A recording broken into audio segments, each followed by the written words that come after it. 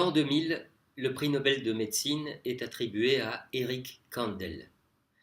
Les découvertes de ce chercheur sont tout particulièrement éclairantes et permettent enfin de consolider les passerelles soupçonnées depuis longtemps, en tout cas intuitivement perçues par Sigmund Freud, entre la psychanalyse et les neurosciences. Que disait le médecin viennois il y a plus d'un siècle? Eh bien que ce qui fait un sujet, c'est d'une part une hérédité, un destin, en un mot la génétique, et d'autre part les différents moments d'une vie toujours singulière. Eh bien ces deux éléments, nous les retrouvons dans la fameuse métaphore du cristal de roche qui a fait l'objet de ma part d'une récente causerie et que je vous invite à réécouter. Le lien avec les découvertes d'Eric Kandel, le voici. Ce n'est pas parce qu'une carte génétique présente tel ou tel gène que ces gènes sont forcément capables de s'exprimer. Ce qui permet leur expressivité, ce qui va la déclencher, ce sont certains événements, certaines expériences de vie. Autrement dit, quelque chose d'une histoire toujours singulière.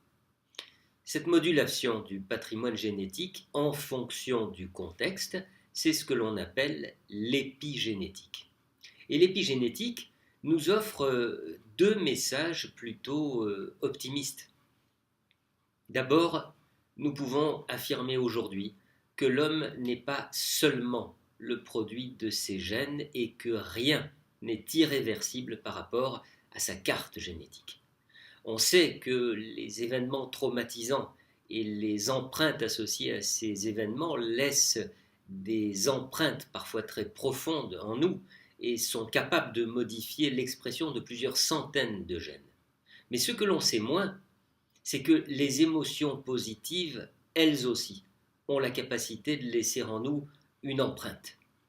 Des recherches qui ont été menées au Massachusetts General Hospital en 2008 ont montré que quelques semaines de relaxation suffisent à modifier l'expression de plusieurs centaines de gènes selon un profil très exactement opposé à celui induit par le stress. Ainsi, et pour aller un petit peu plus loin, un état de conscience modifié dans lequel un praticien donne à vivre du matériau ressourçant, réparateur, reconstructeur, est susceptible d'effacer l'empreinte de traumas parfois très lourds. Un deuxième message de l'épigénétique nous intéresse encore. Il nous permet de comprendre pourquoi il nous semble parfois subir le poids du passé de nos aïeux, que ce poids se manifeste par un état mortifère ou bien par la répétition de certains événements. Si l'empreinte laissée par nos expériences est en effet susceptible de se transmettre à notre descendance par le biais du patrimoine génétique, tout ne se transmet pas de génération en génération.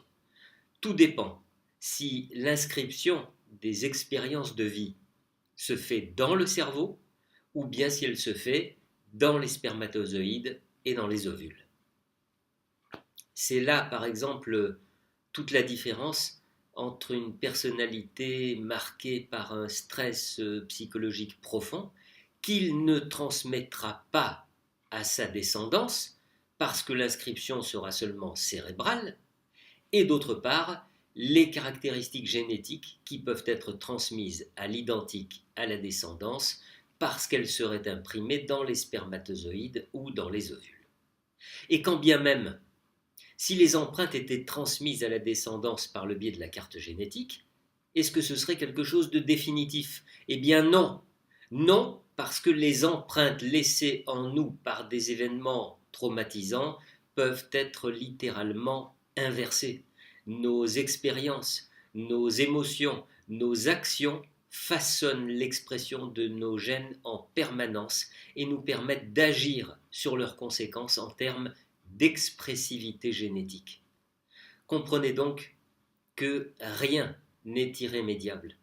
Pour prendre une métaphore, je dirais que les cicatrices disgracieuses peuvent être éliminées, ou en tout cas considérablement estompées. Que ces cicatrices soit la conséquence d'un trauma vécu dans notre vie ou bien dans celle de nos aïeux.